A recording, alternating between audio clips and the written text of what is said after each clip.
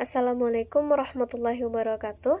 Saya Erni Kasmawati, NIM 2121039, ingin mempresentasikan pemakalah dari kelompok 3 yang berjudul Sholat. Oke, kita mulai ke pembahasan yang pertama, yaitu mengenai pengertian sholat. Sholat secara bahasa yaitu berarti doa, sedangkan secara istilah yaitu sebuah perbuatan yang dimulai dengan takbir dan diakhiri dengan salam, yang sesuai dengan syariat Islam. Sholat juga merupakan rukun Islam yang kedua yang diakhiri dan ditekankan sesudah 2 kalimat syahadat. Telah disyariatkan sebagai sesempurna dan sebaik-baiknya ibadah.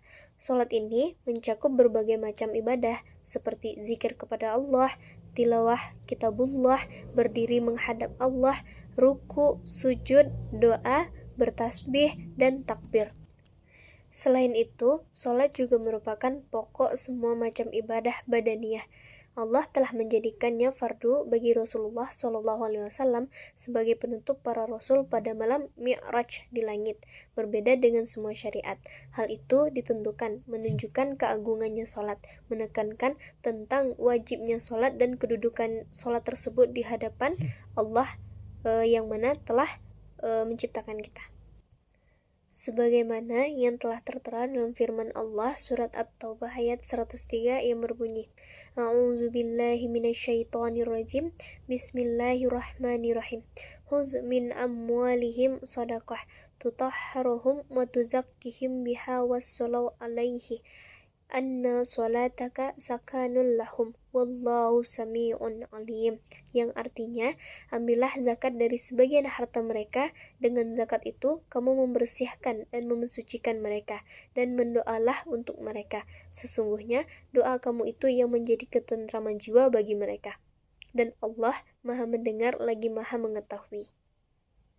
Nah, dari ayat di atas itu dapat kita petik bahwa sesungguhnya arti sholat secara terminologis adalah ucapan dan perbuatan tertentu yang diawali dengan takbir dan diakhiri dengan salam. Dinamakan demikian karena mengandung doa. Orang yang melakukan sholat tidak terlepas dari doa ibadah, pujian, dan permintaan. Itulah sebabnya dinamakan sholat. Poin yang kedua yaitu syarat-syarat sah sholat dan syarat wajib sholat. Yang pertama, syarat sah sholat. Yang pertama yaitu taharah atau bersuci. Bersuci di sini yakni suci dari hadas kecil dan hadas besar, sesuai dengan cara-cara. Assalamualaikum warahmatullahi wabarakatuh. Perkenalkan, nama saya Kharatul Zahra, NIM 2121005. Di sini saya akan membacakan sunnah-sunnah sholat. Sunnah-sunnah sholat terbagi menjadi dua, yaitu sunnah abad dan sunnah hayat. Yang pertama sunnah abad, yaitu amalan sunnah yang apabila tertinggal atau tidak dikerjakan maka harus diganti dengan sujud syahwi. Sunnah abad ada 6 macam. Yang pertama, duduk tasyahud awal. 2, membaca tasawuf awal. 3, membaca doa kunut pada waktu sholat subuh dan pada akhir sholat witir setelah pertengahan Ramadan. 4, berdiri ketika membaca doa kunut. 5, membaca sholawat kepada Nabi pada tasyahud awal. 6, membaca sholawat kepada keluarga Nabi pada tasyahud akhir. 2, sunnah hayat, yaitu amalan sunnah yang apabila tertinggal atau tidak dikerjakan, tidak disunahkan diganti dengan sujud syahwi. Yang termasuk sunnah hayat adalah sebagai berikut. Yang pertama, mengangkat kedua tangan ketika takbiratul ihram sampai sejajar tinggi ujung jari dengan telinga, atau telapak tangan sejajar dengan bahu. Kedua telapak tangan terbuka atau terkembang dan dihadapkan ke kiblat. 2, meletakkan kedua tangan di antara dada dan pusar. Telapak tangan kanan memegang pergelangan tangan kiri. 3, mengarahkan kedua mata ke arah tempat sujud. 4, membaca doa iftitah. 5, diam sebentar sebelum membaca surah Al-Fatihah. 6, mengeraskan bacaan surah Al-Fatihah dan surah pada sholat maghrib, isya, dan subuh. Selanjutnya, diam sebentar sebelum membaca amin setelah membaca Al-Fatihah. Membaca amin setelah selesai membaca Al-Fatihah. Membaca surat atau beberapa ayat setelah membaca Al-Fatihah, bagi imam maupun bagi yang sholat mufraid pada rakaat pertama dan kedua, baik sholat fardu maupun sholat sunnah.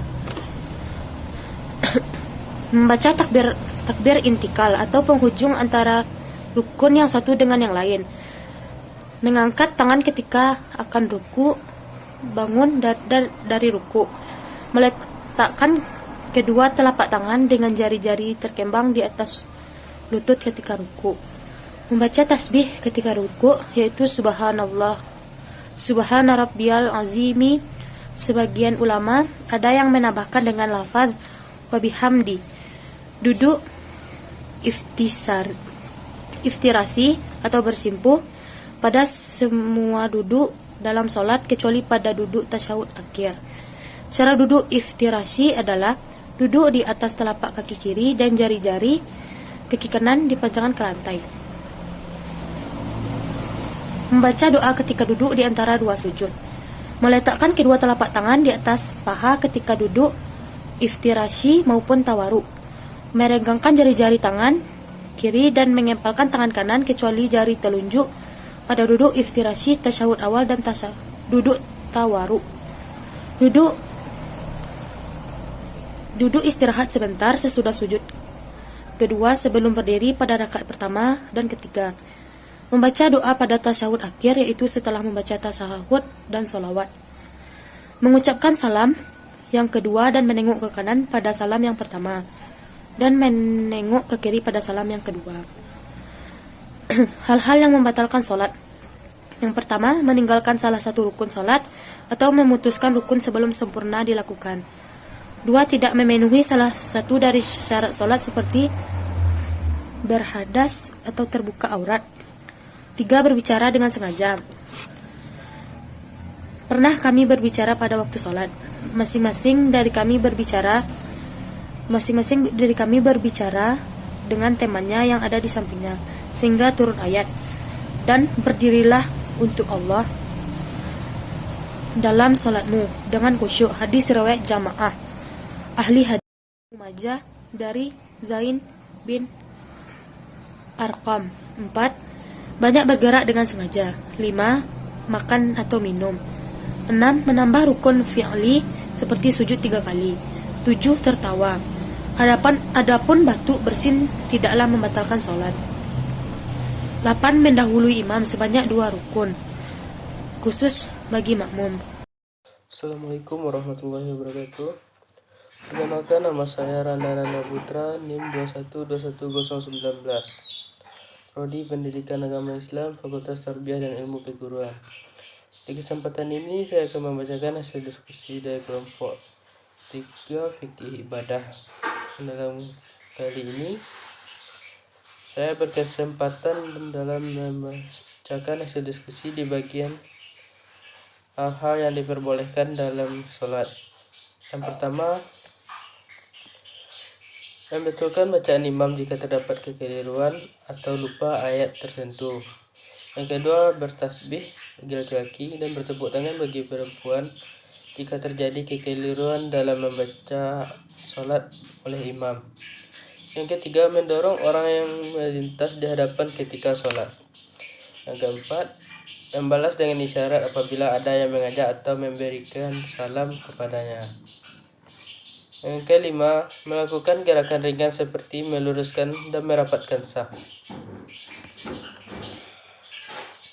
Selanjutnya, sujud sahwi. Sujud sahwi adalah bagian dari ibadah yang dilakukan dalam sholat. Pada umumnya dilakukan untuk mengganti kesalahan dalam sholat dikarenakan lupa. Sebab dilakukannya sujud sahwi dikarenakan lupa ataupun ragu dalam jumlah rakaat sholat. Tata cara sujud sahwi: yang pertama dilakukan dengan takbir, yang kedua dilakukan seperti sujud biasa, yang ketiga bila lupa dianjurkan diulang kembali. Yang ketiga, sujud tilawah. Sujud tilawah adalah sujud yang dilakukan karena adanya bacaan ayat Al-Quran atau mendengar bacaan ayat sajadah, baik dalam sholat ataupun di luar sholat, maka disunahkan untuk melakukan sujud tilawah. Ayat sajadah di antara lainnya seperti Quran surah Al-A'raf, Al-Arad, An-Nahl, Al-Isra, Surat An-Najmi, al-insyiqaq, al-alaq, dan al-haja. Bacaan yang dibacakan saat sujud sajadah yaitu sajada wajhiya lillazi khalaqahu wa sawwarahu wa syaqqa wa samahu wa basarahu bi qawlihi wa quwwatihi fatabarakallahu ahsanul khaliqin. Tata cara sujud tilawah yang pertama, jika dalam sholat imam atau diri kita sendiri membaca atau mendengar bacaan ayat-ayat sajadah, maka hendaknya langsung melaksanakan sujud tanpa rukuk dan iktidal. Yang kedua, jika di luar sholat, segeralah bertakbir lalu sujud sebanyak 1 kali, kemudian takbir untuk bangun dari sujud.